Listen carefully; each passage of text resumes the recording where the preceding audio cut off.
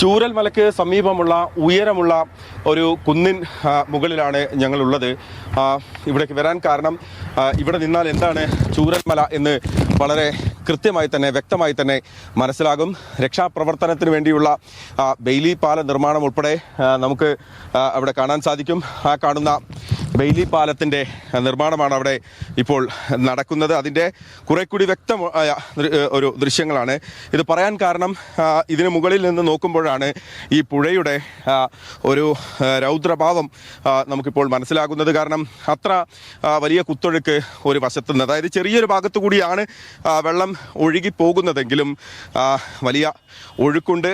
അതിനെയെല്ലാം അതിജീവിച്ചുകൊണ്ട് തന്നെയാണ് അവിടെ പാലം നിർമ്മാണം ഒരു വശത്ത് നടക്കുന്നത്.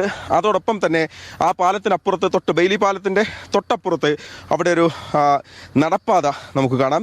സൈന്യം തയ്യാറാക്കിയ നടപ്പാത.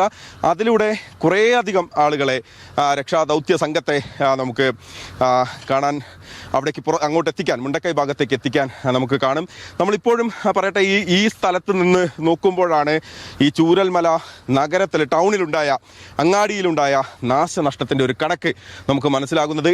ഇടതുഭാഗത്തേക്ക് നോക്കിയാൽ കാണാം ഈ പറയുന്ന നേരിയൊരു ചാലൊഴുകിയ, ഒരു നീർച്ചാലൊഴുകിയ പ്രദേശം മാത്രമല്ല, അതിനൊക്കെ അപ്പുറത്ത് ഒരു 10-500 മീറ്റർ അപ്പുറത്തേക്ക് വരെ ഇതിൻ്റെ ഒരു വ്യാപ്തിയുണ്ട്. അങ്ങകലെ കാണുന്ന ആ ഭാഗത്ത് വരെ വലിയ പുഴയായി മാറിയിട്ടുണ്ട്. അതായത് ഇവിടെ എത്തുമ്പോഴേക്കും ഇത് രണ്ടായി പിളർന്ന് വീടുകൾക്കും അതുപോലെ തന്നെ കടകൾക്കും കെട്ടിടങ്ങൾക്കും ഇടയിലൂടെ മറ്റൊരു പുഴ ഒഴുകിയാണ് ഇത്ര വലിയ ഒരു നാശം വിതച്ചത്.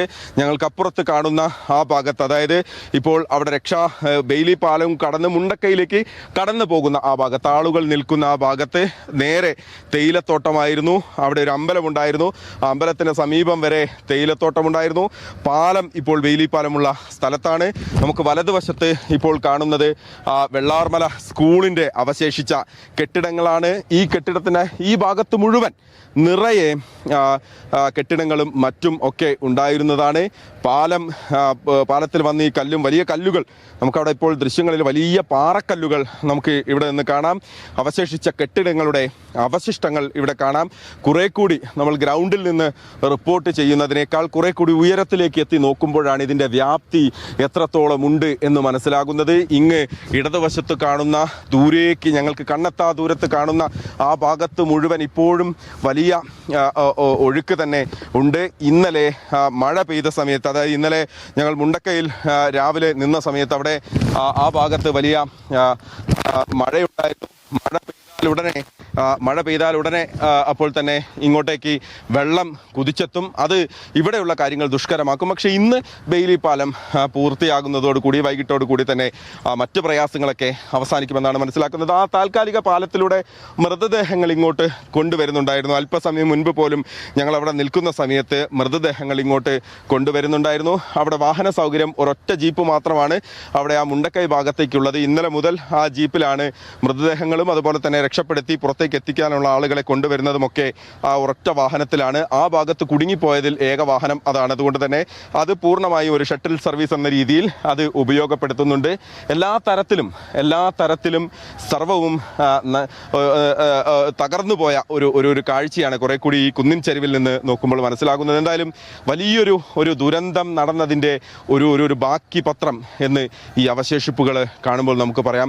വലിയ സങ്കടമുണ്ടാക്കുന്ന കാഴ്ചയാണ്. കുറേയേറെ മനുഷ്യർ അവരുടെ പ്രതീക്ഷയും ആശയും സ്വപ്നങ്ങളും എല്ലാം നെയ്തു കൂട്ടിയിരുന്ന ഒരു ഗ്രാമം, ആ ഗ്രാമം അപ്പാടെ തുടച്ചു മാറ്റപ്പെട്ട് അപ്പാടെ ഇല്ലാതായി പോകുന്ന വളരെ ദയനീയമായ ഒരു കാഴ്ച, നമുക്ക് നിസ്സഹായരായി പോകുന്ന ഒരു കാഴ്ച. പക്ഷേ ഇപ്പോഴും ജീവൻ്റെ ഒരു തുടിപ്പ് എവിടെയെങ്കിലും ഉണ്ടോ എന്ന് അന്വേഷിക്കുകയാണ്. പക്ഷേ നമുക്കറിയാം ഇപ്പോൾ വലിയ സമയം പിന്നിട്ടിരിക്കുന്നു. അതുകൊണ്ട് തന്നെ മഹേഷ് പോലൂരാണ് ഇതിൻ്റെ ഒരു വിഹക ദൃശ്യം നമുക്ക് നൽകിയത്. ചുരൽമലയും അതുപോലെ തന്നെ അതിന് മുകളിലേക്കുള്ള പ്രദേശവും എന്തുമാത്രം വലിയ ആഘാതമാണ് നേരിട്ടത് എന്ന് നമുക്ക് ഒരു ഒറ്റനോട്ടത്തിൽ മനസ്സിലാക്കാൻ കഴിയുന്ന ദൃശ്യങ്ങൾ. അതേസമയം മുണ്ടക്കൈയിൽ ഈ തെരച്ചിൽ തുടരുകയാണ്. തെരച്ചിൽ എന്തൊക്കെയാണ് അവിടെ ഇപ്പോഴും നമുക്ക് കണ്ടെത്തുന്ന സാധനങ്ങളിൽ തന്നെ അവിടെ എത്രത്തോളം ജീവിതമുണ്ടായിരുന്നു എന്ന് നമുക്ക് മനസ്സിലാക്കാൻ കഴിയുന്ന സംഗതിയാണ്.